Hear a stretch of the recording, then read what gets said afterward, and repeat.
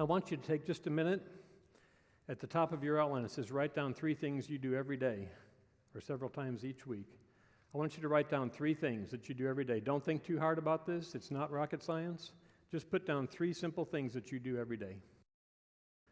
I need to explain a couple of terms tonight. Our topic tonight is the best evidence for creation by our God. I'm going to tell you what I think that is. And I'm going to tell you I think this will be the most uplifting study of creation you've ever been to. And by the end, again, you can tell me if I'm right or not about that. I'll also tell you, I think 3 groups of people will leave this presentation. The first group is people who catch the enthusiasm and the energy that I have for what we're going to talk about. And those are people who are going to leave saying, wow, I've never thought about it this way before. Second group are going to be thinking, it could be. I'll think about it. Third group is going to be, I think Scott may need medication or professional help.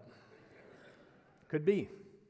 So my fear when I do this presentation is that the wow group is really small, the could be group is pretty small, and the needs help group is really big. And if I see men in white coats in the back, I'll know 85% of you think I need help, and I'll just slip out the side door by the time we get done.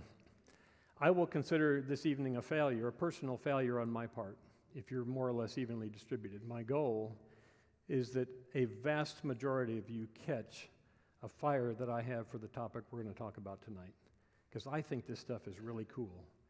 And if I've done a halfway decent job, by the time you leave, you'll think it's really cool too. That's my goal.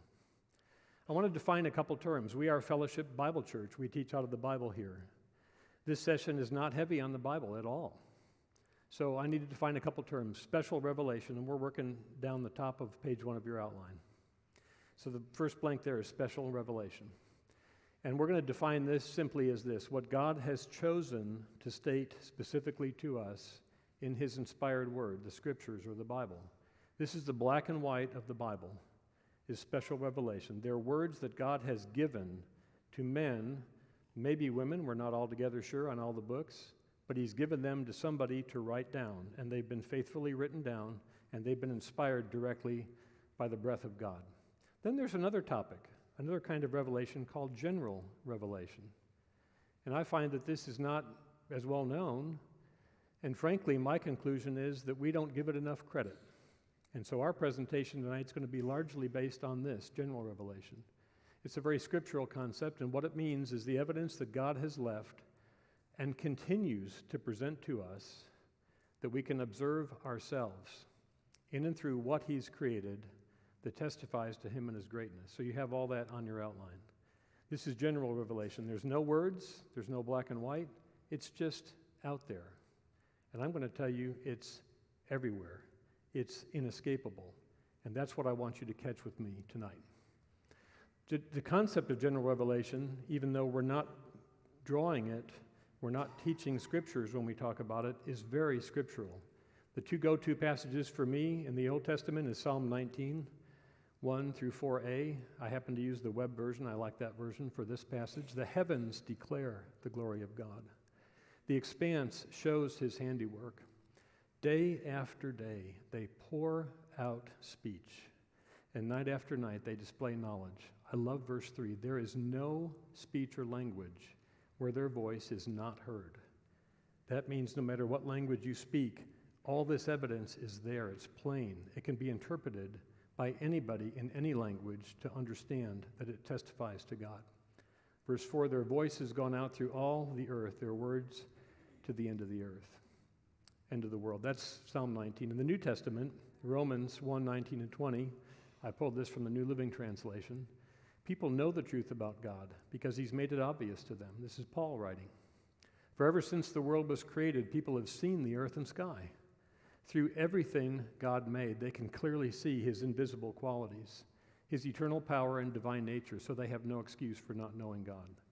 What Paul's saying is, no one can deny God if you can just see what's around you.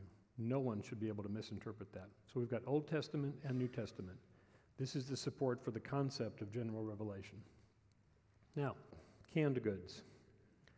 Wait a minute, is that right? How many of you think I need medication right now? Canned goods, what the heck? Let me ask you a question. When people make canned goods, when someone cans peaches or green beans they got from their own yard, or when a canning company makes canned goods, how do they do that? What do? They heat it up. Who said that? They heat it up. I did a little reading on this too, Zach, and I found that some foods have to be heated above boiling. Generally, they're boiled. But some foods have to be heated above boiling, so they have to use pressure in order to get the water to get hotter than boiling and not actually boil. So there's a combination of heat and pressure. Now, what do you have to do when you get the contents of the cans or the jars hot enough? What do you have to do right then? You have to cap them.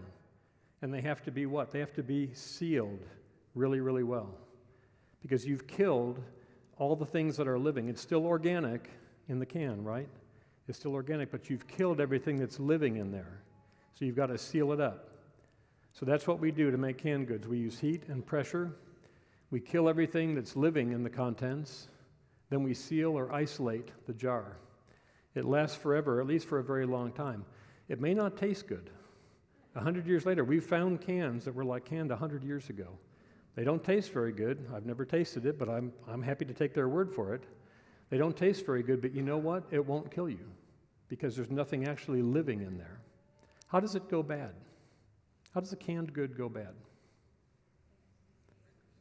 What happens? How does air get in? That seal breaks, right? If the seal breaks, did your mom teach you when you buy a canned good at the store to roll it around in your hand? I can do it like without looking at it. I can roll it around and feel if there's a problem with it. She told you never buy a dented can because it may break the seal on the seam or on the top of the can. That's the only way it goes bad. That's the only way it will poison you is if the seal breaks, and it's not just air that gets in, right, but it's some sort of germ. Some disease gets in there and starts growing. That's how it goes bad. Let's talk about the Big Bang. I'm just going to tell you right now, I don't know if the creation days were 24 hours long. That would generally be the position of our church. Or if they were 1,000,000 years long or hundreds. I just don't know. I wasn't there. I think there are very smart and well-meaning and good-intentioned Christians on both sides of that argument. It doesn't matter to me. You can't get there without God, either way. So we're going to assume tonight that it is the Big Bang. We're going to say, what are we being asked to believe with the theory of evolution, with the Big Bang? I'm okay with the Big Bang. Let's talk about the Big Bang for a minute. When I first heard of the Big Bang, I want to say I was a teenager. I don't think the theory is really that old. I think it's like within my lifetime. Anyway, when I was a teenager, what I remember learning was that all the matter in the entire universe was in a little thing the size of a pea. That's what I remember learning then. So like this church, this city, this planet, this solar system, this galaxy, the entire universe, all the matter was in something the size of a pea. So I thought to myself today, well, Scott, that's 40 years ago. Maybe they've changed the theory since then. I looked it up. Found a really interesting article. They speculate now that it was, let's just call it a ball, an extremely dense, energized, very, very heavy, right, ball. They speculate now it was somewhere between 7 inches across, so roughly the size of a human head. Roughly the size of a human head up to 168 meters, roughly a city block. So it's a lot bigger than what I learned when I was a kid, which was a pea, but still, it's really, really tiny, right, compared to the whole universe. So what you have in the Big Bang, and let's just assume it happened that way. I'm okay with it happening that way. I don't know. I'm not advocating it, but I'm okay with it. Because what you have to cause the Big Bang is a lot of what? Heat and pressure. Everybody with me? You have something with all this matter and all this energy that's compacted, something births it to blow up, to explode. You have tremendous heat and tremendous pressure. Now, the universe is not infinitely wide. We have some idea how wide it is, really, really huge. Like it's, for practical purposes, it's infinite to me, it's infinite to you, but it's not, in fact, infinite. It has an edge. And we've had people make estimates of how wide it really is. So if the whole thing started in the Big Bang, I'm great with that, because you know what? There was nothing living at the time. And is it a sealed system? It's sealed in the sense that there's nothing beyond it. And there's empty space. I don't even know what you'd call that. It's not even really space. There's an edge to it. And there's nothing beyond it. Is everybody with me? At the point of the Big Bang, and from then on, you have a whole bunch of matter in which there is nothing living. Everybody with me there? So far, so good? Do I need medication yet? We okay? All right. Let's go on. Item B. You'll see that the letters on the slides basically follow the outline if you want to follow along. So now we have the earth. We're going to fast forward way forward. I don't know how we got the earth. I don't know how the Big Bang produced all this, but it did. So now we have the earth. And we have the primordial soup. And let's just say that there are building blocks for life in the soup. I think that's completely far-fetched. But let's just say you had it. What is it that we hear that might have given rise to fusing that together into something living? The only thing I ever hear is lightning. Lightning struck and it fused things together. You ever seen lightning do anything good when it strikes? I want to tell you, I love lightning. I love the demonstration of God's power. I love thunder. But I wouldn't want to be struck by it. It wouldn't do anything good to me. We don't ever see it do anything good when it strikes. It always blows something apart or fuses something together that isn't meant to be fused together. So whatever it is, let's just say we get the first little single cell, because that's what we're told in the theory of evolution. We get one little single cell. Now, that little single cell has to be able to do three things. What are they? Someone shout something out. They have to be able to multiply. What else? How does that cell survive? It has to be able to eat. So let's start with that. That single cell has to be able to eat. If it can eat, and this assumes there's food, that's a pretty big assumption too at the time, because this is the first living thing. There has to be some kind of food in this primordial soup, but this is the first thing that was alive. If it can eat, it also has to be able to do what? Let's assume it could grow. Let's get more basic than that. Eliminate waste. I'm going to use a little different word. It has to be able to poop. Look, if you're an animal, if you're a human being and you cannot poop, you have a serious problem. Am I right? That is a serious medical problem. You will poison yourself if that lasts for very long. Your body will poison itself. If you can't poop or pee, either one, you are in serious trouble. That single cell has to be able to poop. Otherwise, it poisons itself. And then what was the other thing it has to be able to do? What was it? Someone said it before. It has to be able to reproduce. Right? Because if it can't eat, it's not going to live. If it can't poop, it's going to poison itself.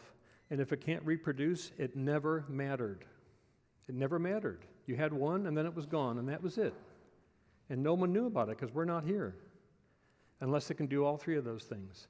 Now, we think these things are simple in a single cell because the single cell is little. The fact that it's little makes us think it's simple. Are these things simple? Is there any way to imagine that lightning struck some sort of potentially organic matter, made the first cell, and that first cell could actually faithfully reproduce a copy of itself? Does that make any sense? I want you to say this with me. Seriously? Say it with me. Seriously? I thought about adding a bunch of these to the slides, and I was already up too late, and I was already in trouble, so I went to bed and didn't do it. But seriously? Say it with me again. Seriously? All right. I'm just going to tell you, in my mind, no way. No way. I don't care that the cell is small. It's not simple. And we know that today. Scientists, biologists know that today. There's nothing simple about those single-cell animals. If it couldn't do all three of these things, it meant nothing in the rest of history. Let's fast forward again. We're fast forwarding way, way, way ahead. We're blowing past all kinds of things that have to happen. Let's talk about us and our bodies. We have all these things. You can see them up on the screen. What's the missing word in all those? System. Every one of those is a system. You know what a system is? This is how Webster defines it. It's a regularly interacting or interdependent group of items forming a unified whole. I have a real problem with evolution producing a system. Let's take one that's a simple example. The lower right side, the optic system. Your eye has roughly 10 parts, give or take. It has the white, or the eyeball. It has the cornea, that clear covering over the front. It has the iris, or pupil, that automatically gets bigger or smaller. That's amazing all by itself. It has the lens behind that perfectly aims the light coming in on the retina at the back of the eye. It has that jelly inside. If it didn't have that, your eye would look like a prune. If there was no jelly inside, your eye would shrink up and be like a prune. It has cones and it has rods, and they're all mounted somehow in this thing called the retina at the back of the eye. Then it has the optic nerve. That's a special nerve that carries all this information to a special part of the brain that processes stuff from your eyes. There are 10 parts of the eye. How did they get there? Well, we're told that they evolved by a series of mistakes over hundreds of millions of years. That's balderdash. You know why? Because all 10 parts of that had to get to the finish line at the same time. If you don't have all 10 parts of the eye getting to the finish line at the same time, the parts that got there aren't going to wait for the parts that aren't done yet. There's no reason for them to survive. Let's suppose the lens evolves. It's a perfectly formed little lens, just the right shape and size to aim the light right to the right spot, but there's no retina to aim it at. There's no cornea to protect it. There's no eyeball in which for it to be mounted. There's no vitreous fluid to put the right distance between it. It's just sitting there, just a little lens in this organism. What's the point of that? So you've got 10 parts of the organism that all have to evolve by accident, and they all have to get to the finish line at the same time, because one part's not going to wait on the other 9. It has no function. Unless you have all the parts of that system, it doesn't matter. It doesn't serve any purpose. Everybody with me there? Say it with me. Seriously? We're told that 10 parts of the eye somehow evolved basically all at the same time to get us to the finish line. I'm just telling you, it's not going to happen. D, systems of systems. Does the respiratory system function without the digestive system? Does the circulatory system function without the respiratory system? Do any of these function properly without the urinary system? Every system up here is dependent on one or more systems, and most of them are a dependent factor for some other system, right? The optical system doesn't function without the nervous system. Without the brain and the optic nerve interpreting what the retinas, the cones and rods are seeing, it doesn't work. Without the respiratory system, you're not taking in oxygen that the blood sends around to the different organs. Without oxygen, the other organs don't function. Without the urinary system, the blood's not filtered, so all the waste being carried away from the other organs is stuck in the blood. Without every one of the systems up here, they don't function. Everybody with me there? So now you've got all these systems, let's say with roughly 10 parts apiece. They all have to basically get to the finish line at the same time. How likely is that? Say it with me again. Seriously? We're a series of accidents that just happen to all get to the finish line at the same time? Come on. How about E, repair work? Our bodies fix themselves. Your blood clots. If it didn't, we'd all die at an early age. The first time we got cut, we'd be finished. Without that clotting action, the first entity that had blood wouldn't have survived. It had to have the clotting action at the same time.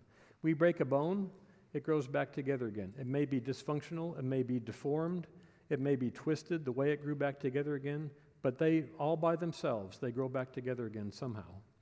Our skin gets cut, it grows back together again. It heals itself.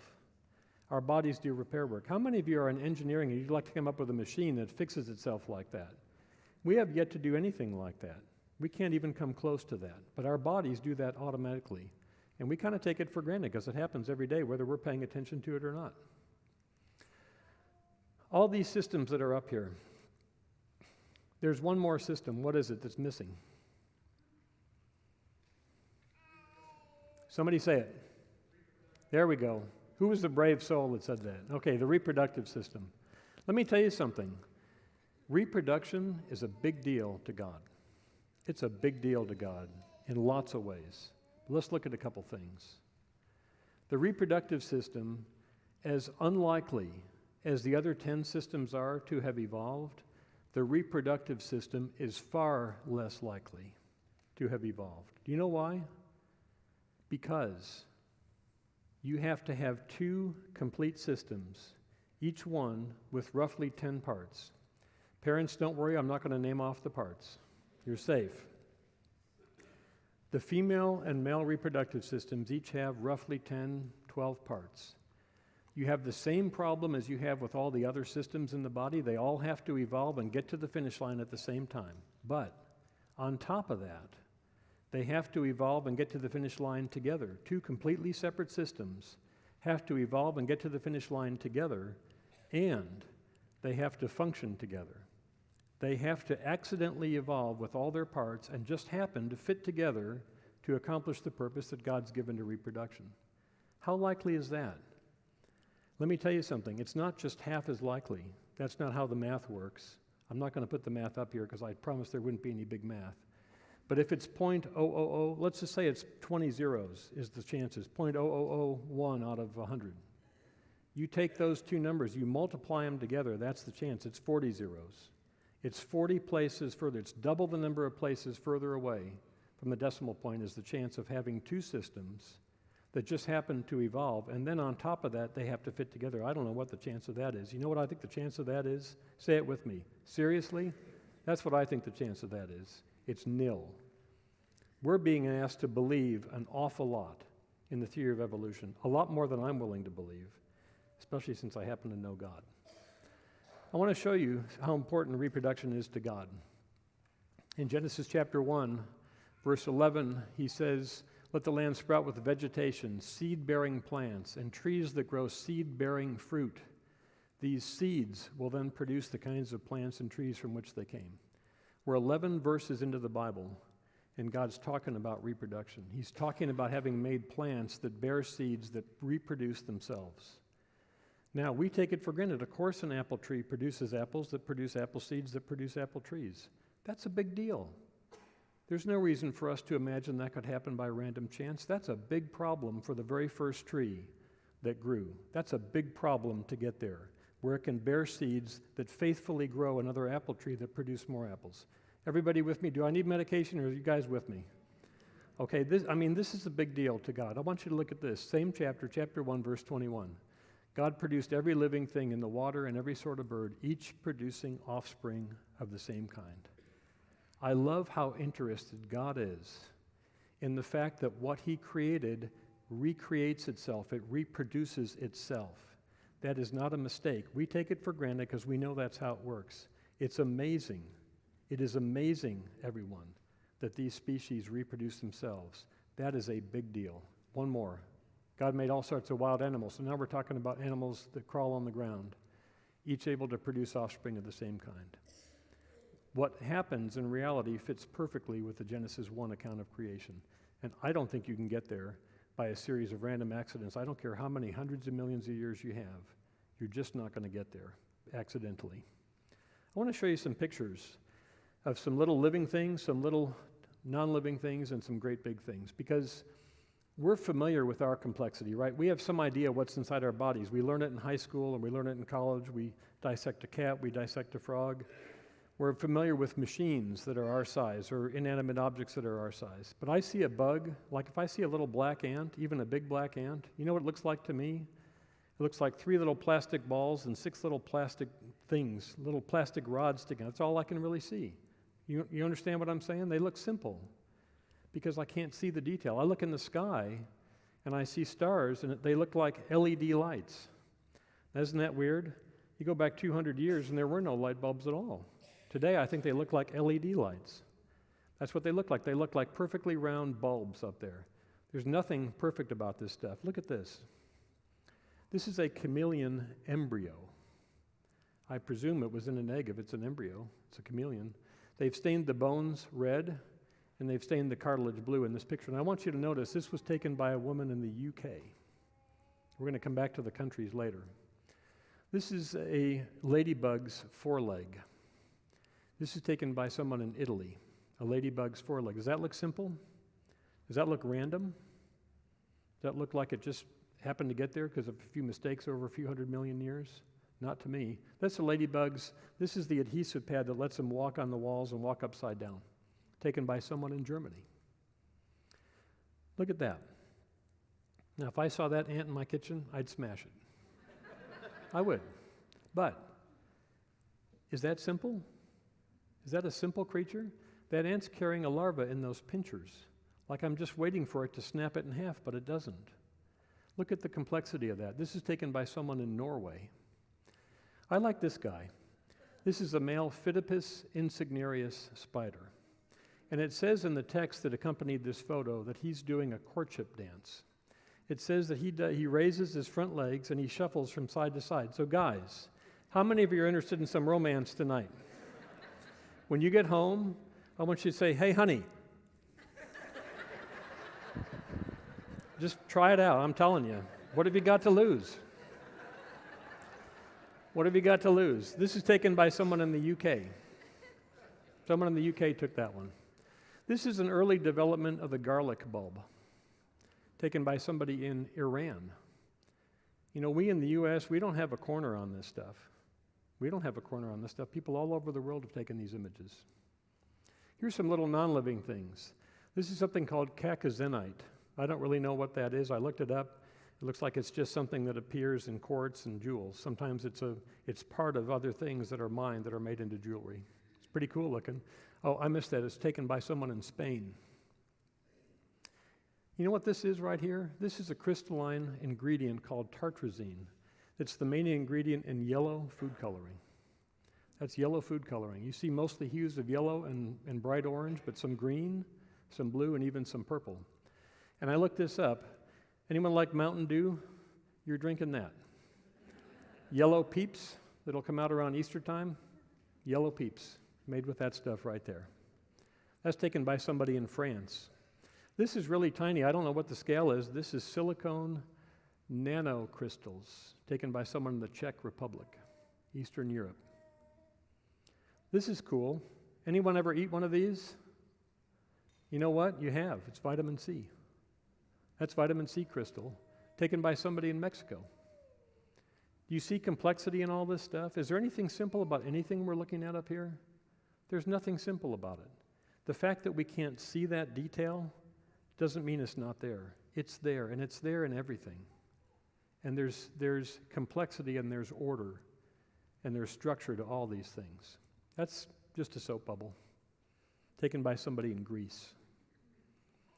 Pictures taken by people all over the world. Here's some great big things. These are mostly Hubble images. This is a star that's imploding. So we look up in the sky, and we can't see that, but it's out there.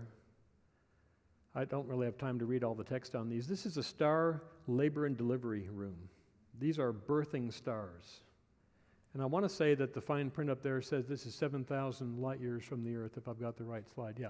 This is 7,000 light years from the Earth. That means it takes light 7,000 years to reach that far. That's a unit of distance. It's the distance that light travels in 7,000 years.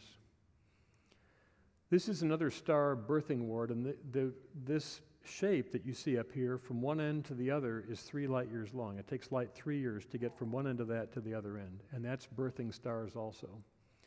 Here's one where two galaxies are merging and they're colliding, and they're kind of imploding, but at the same time they're giving off all this kind of cool stuff that you see in the image right there. Those are all Hubble images. You see complexity out there? These are the Northern Lights. That's on my bucket list. I'd like to see those sometime, taken by somebody in Norway. So, you see the complexity, even in things you don't see or you can't appreciate at that scale every day.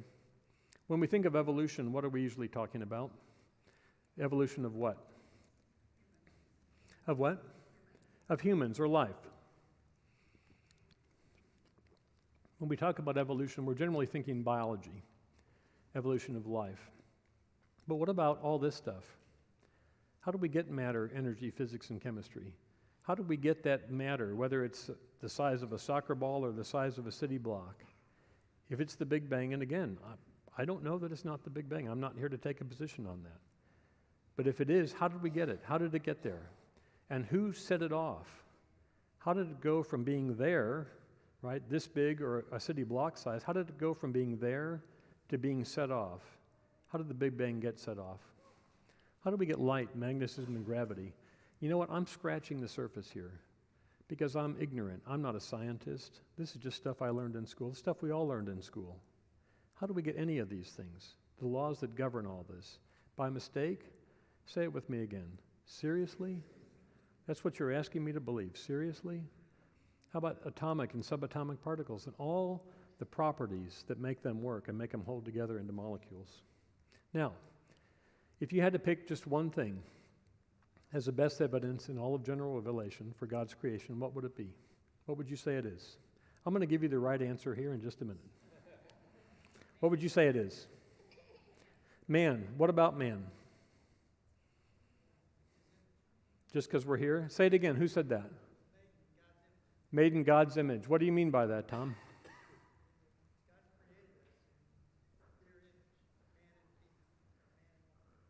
So what does in his image mean? Communicate? Is there a definitive answer to that question? I don't think there is. It just says we're created in his image.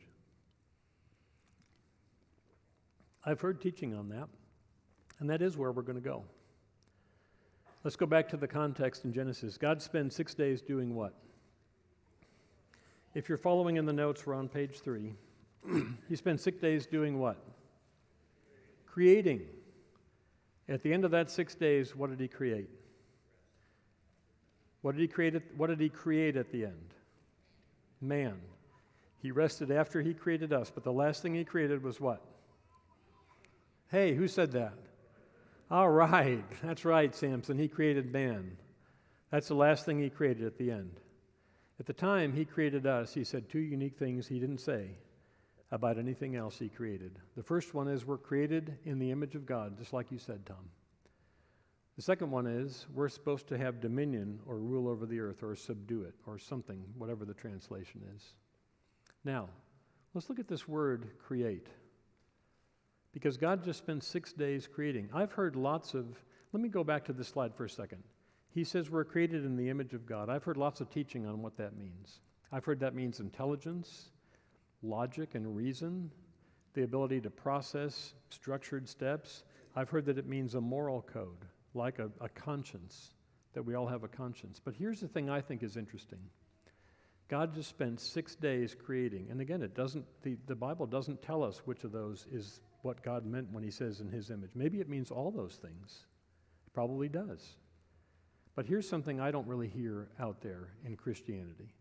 He just spent 6 days creating. And at the end of that creative burst from God, he creates us. And he says, I'm going to create man in my image. And what do we do? Anyone there with me yet? We create. So let's take a close look at this. The definition of create, I love this, on Merriam-Webster.com. The first definition says to bring into existence. And it gives the example. God created the heaven and the earth, Genesis 1.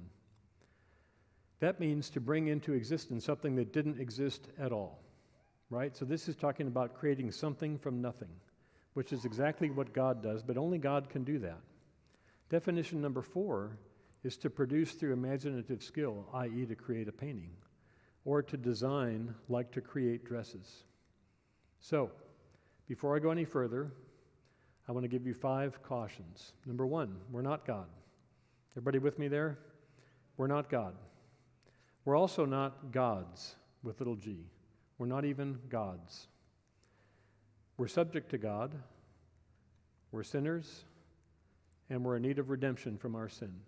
I just want to draw a very clear distinction between us and God. Because I'm about to tell you how cool you are. I don't want you to get a big head. So that's why I'm telling you this first. We're not God. We're not little g gods. We're sinful sinners. We need redemption. And we're subject to God. But let's look at us. We're on page 3, item B. We're on number 1. Just look at the words come up here. We have incurable, insatiable curiosity. We cannot help ourselves. We want to find out, what would happen if I did this? Look at the word on there in blue. We imagine what might happen. We think about it. We visualize it. And then we have to try it. How many people have lost their lives, especially in like the backwoods of Oklahoma, just trying stuff that was stupid? Hey, what would happen if I did, I'm gone. Right? We lose our lives doing this stuff because we can't help it. We're insatiably curious. We can't get enough of it. Hey guys, I wonder what this button does, you know? You might be a redneck if you know someone whose last words were, hey guys, I wonder what this button does. Look at all the stuff we do. We poke, we dig, we cut things open, we dissect, we look in them, we experiment, we replicate, we study them. We light things on fire. We cook, we freeze, we fly, we explore. We send robots and spaceships to see what's out there. We want to know what do those things look like that we can barely see from here. We imagine it all, and sometimes we risk everything. We literally risk our lives, and sometimes we lose our lives as people because of our incurable, insatiable curiosity. Natural resources. This is a great one. This is from one of my favorite books. Many of you know this, the book of Job.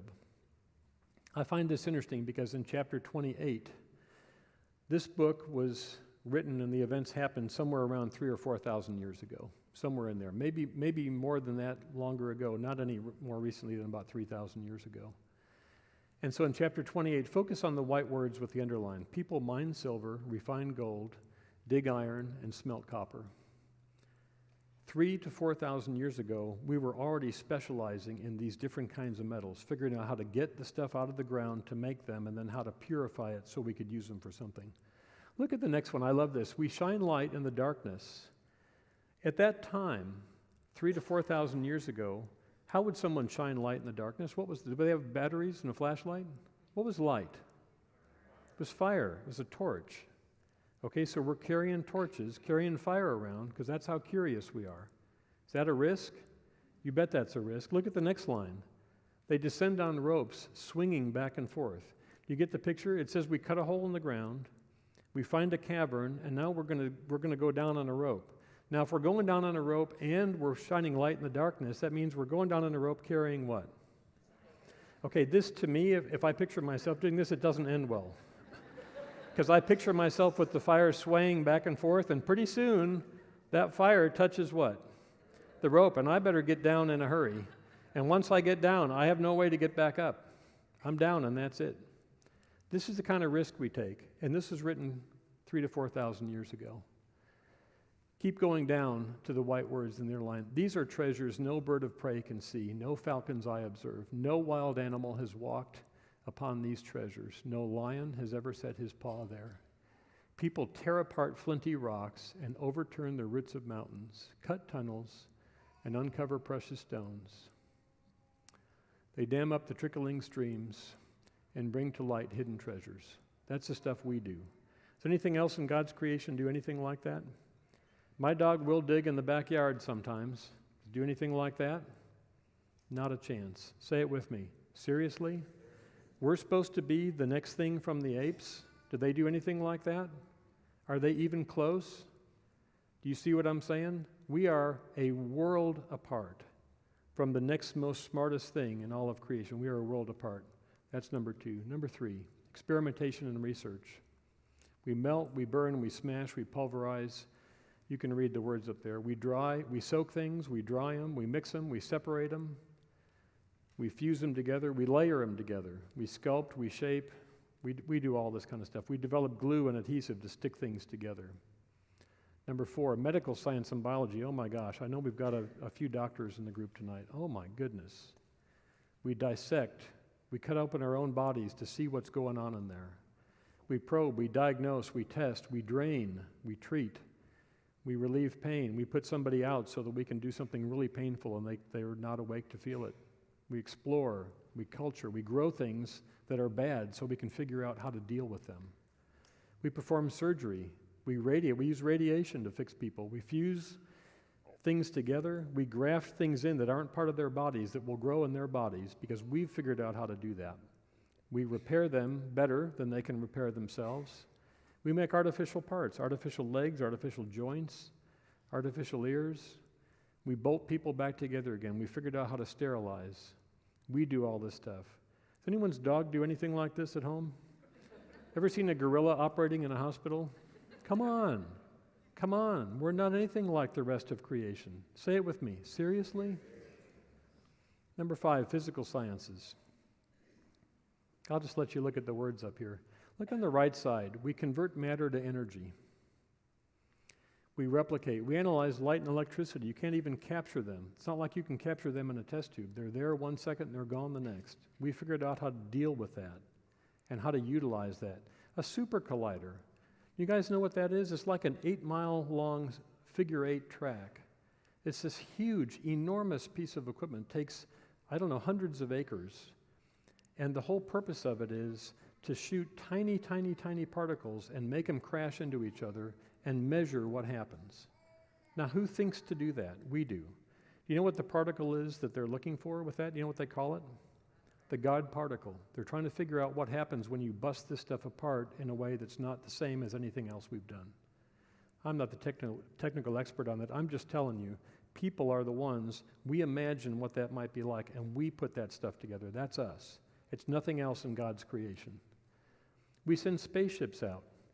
We send spaceships to the moon and Mars and further than that to dig up stuff and analyze it and see if there's water and see if there's any evidence that life was ever there. Because we can't help ourselves. We got to know. We just got to know.